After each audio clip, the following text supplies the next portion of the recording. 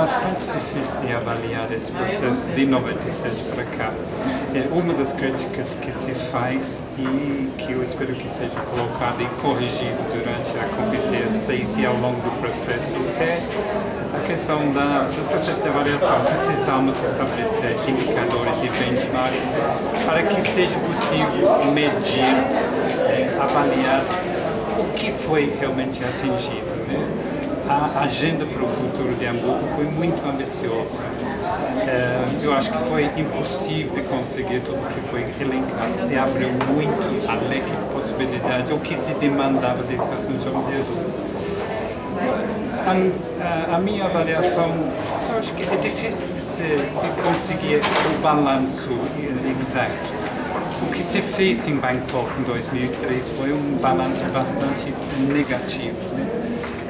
Por isso a chamada era, primeiro, a convocação para a responsabilidade, responsabilizando os governos pela não atuação, né? Era a questão, a ênfase que se tem dado agora da retórica para a ação, porque em Hamburgo realmente tinha uma retórica muito bonita, a ação dos governos depois foi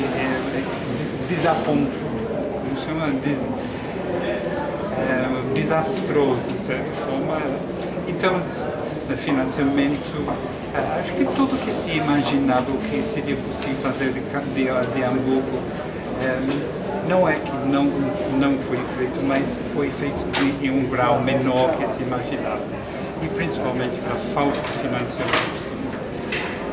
Eu acho que mais recentemente, especialmente na América Latina, a avaliação é mais positiva. A América Latina tem investido em programas de alfabetização, em programas de educação de jovens e adultos. A gente pode questionar a qualidade em alguns momentos ou os métodos, mas pelo menos houve ação.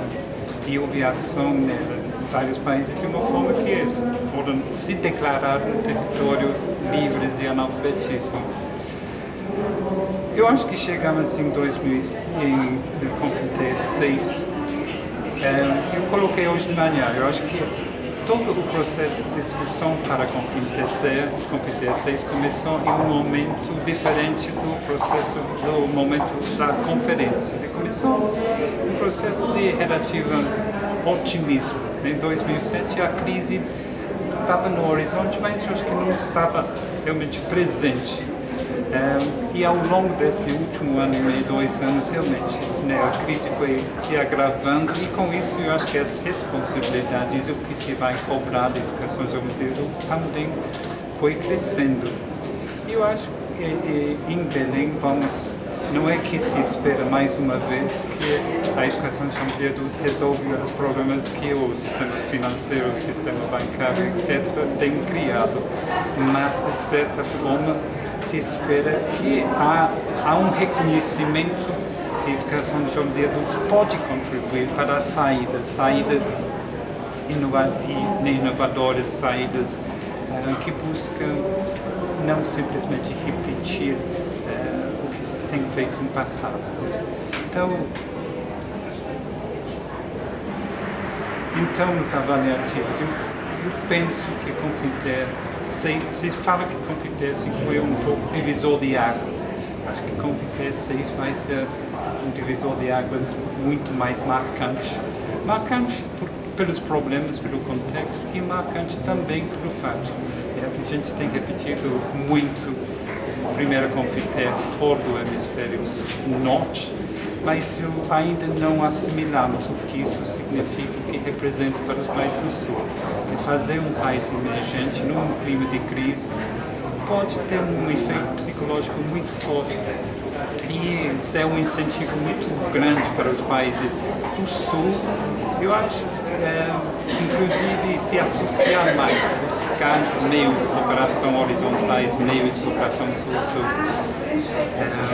vai ser, sem dúvida, um enorme desafio para todos os países que participam.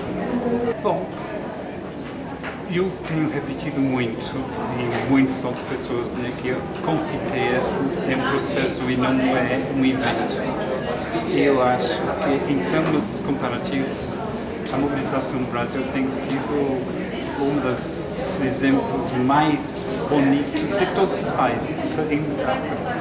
A capacidade de mobilizar, fazer os encontros estaduais, regionais, nacional, eu acho que tudo isso, e isso, né, foi em grande parte devido à força de mobilização dos fóruns que veio, né, de todo o processo de mobilização para a Confiter 5 em Hamburgo, né, os primeiros antes, mas a grande parte como consequência de Hamburgo.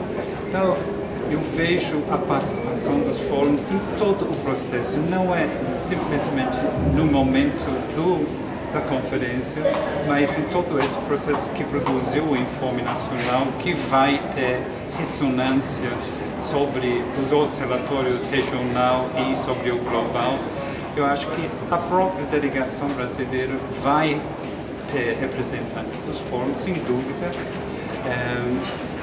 E a questão da participação da sociedade civil não pode ser mal interpretada. Eu acho que vai ter uma presença da sociedade civil organizada bastante forte, tanto dentro das delegações, que o próprio diretor-geral, quando ele convidou os ministros de educação a inscrever as suas delegações, pediu que fossem pelo menos 3 pessoas. O ministro de Educação, a pessoa responsável pela educação de jovens e adultos, e um representante da sociedade civil. E o resto, obviamente, se deixa a autonomia de cada estado.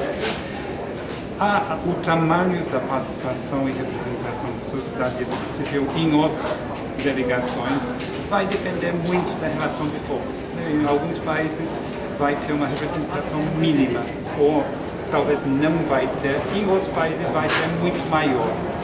Lembro de África do Sul, por exemplo, que tem um representante do sindicato, dos professores, dos alunos. Eu acho que os fóruns deveriam lutar muito mais, mas também para a participação dos educandos, né, quem está participando dos programas. Então, eu sinto que é importante os fóruns lutar para ter uma presença, mas a sua presença já vai ser sentido por um processo de mobilização e a pressão foi criada e a sua influência sobre, né, o próprio desenho do informe, e não só o informe, sobre as políticas públicas que se tem desenvolvido ao longo dos anos. Então, a participação em termos numéricos, eu não sei se, né, qual é a decisão final, isso cabe ao secretário André Lázaro, mas mesmo que não seja tão grande como esperado, eu acho que em termos de presença física, em termos de influência, os fóruns vão ter uma presença fortíssima dentro da Confiter 6.